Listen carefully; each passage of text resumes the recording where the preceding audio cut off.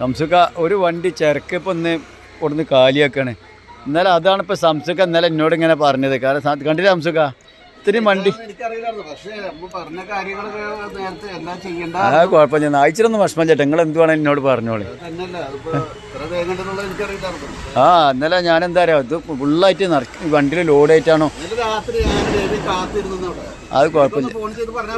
ആ പടക്കം പൊട്ടിക്കണൊക്കെ ഇല്ല സംഭവം അത് ഇന്നലെ സംഭവം ശരിയാണ്. പടക്കം പൊട്ടിക്കേണ്ട കാര്യങ്ങളൊക്കെ പലർക്കും വിട്ടുകൊടുക്കേണ്ടതാണല്ലേ. ഞാൻ 2-3 നീ പറഞ്ഞൊക്കെ ശരിയാണെന്ന്.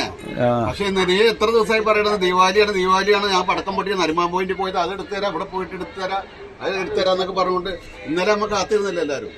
അതല്ല അണ്ടർഗ്രൗണ്ട് മെട്രോ അതും കാണിക്കൊടുത്തു സമയം കിട്ടുന്നത് സംശയം സമയം ഉണ്ടാക്കിയല്ലേ.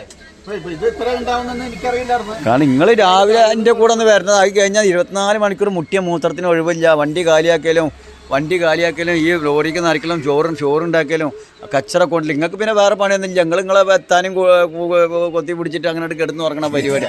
അതിനിപ്പോൾ ഞങ്ങളിവിടെ പാവങ്ങളൊക്കെ വെയിറ്റ് ചെയ്യാണ്. എന്നാൽ ഇറക്കിക്കൂടി ഇൻഷാല്ലാ. ഞങ്ങളിഞ്ഞ് പണി തുടങ്ങട്ടെ. ഇന്നത്തെ വീഡിയോ ആണ് 22/10/2025.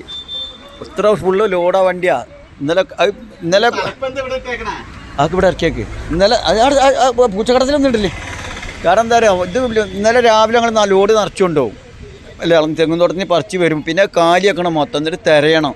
തേങ്ങയും മാങ്ങയും ഇതൊക്കെ കറി ഉണ്ടാക്കണ തേങ്ങ അല്ല, ഇതൊരു വിളഞ്ഞ തേങ്ങയാണ്.